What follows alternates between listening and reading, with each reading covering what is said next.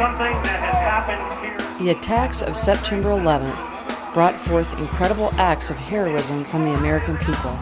Many sacrificed their lives for others and for the love of their country.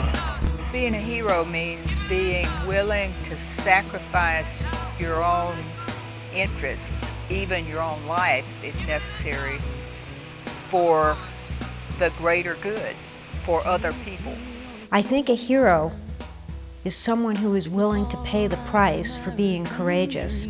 Many of them were gay and lesbian men and women. On Flight 93, he loved his mom and he loved his dad. He loved his home and he loved his man. But on that bloody Tuesday morning,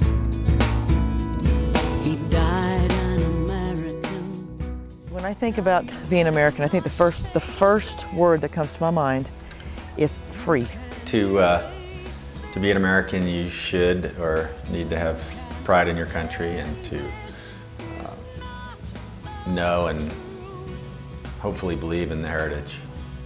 Just the ability for me to lead the type of life that I want to, and other people may say something about that, but they can't do anything about it.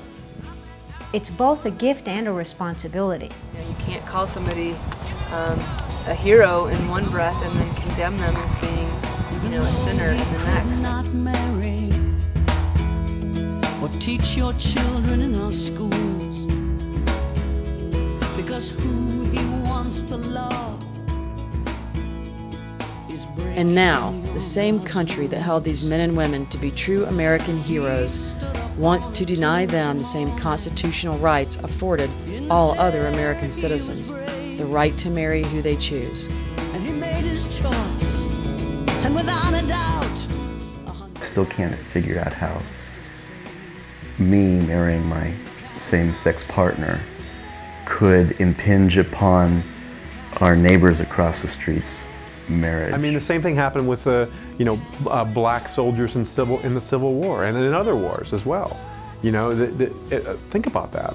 I mean, black people, as an example, fought for this country in the Civil War, in all the major wars, and they did a lot. But it wasn't until, in fact, in some parts of the country, it still doesn't really happen. But I mean, we had separate drinking fountains for them, and bathrooms for them, and things like that, up and through the 60s, and probably in the 70s, and then separate schools for them. I mean, yeah, you can die for this country, and thanks very much, but by the way, you can't share a dinner table with me. We would get married in a heartbeat, without question. And I think the reason we have changed our opinions on this is that we now understand more, and we really understand more of what marriage means beyond just legality.